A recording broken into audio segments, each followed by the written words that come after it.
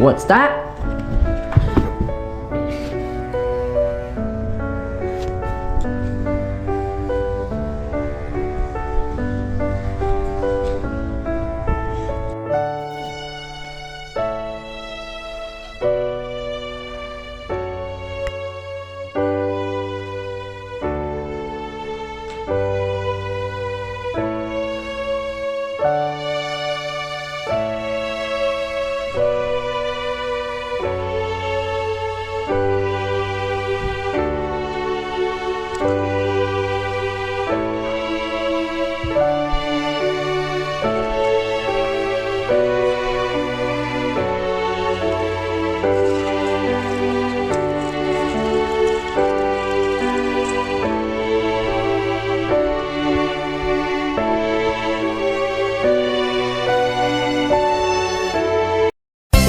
For watching, guys. This was an amazing project, and if you guys want to make this project yourselves, feel free to download the file made by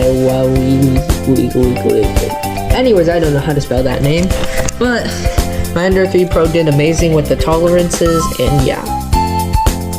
Mushroom. Subscribe.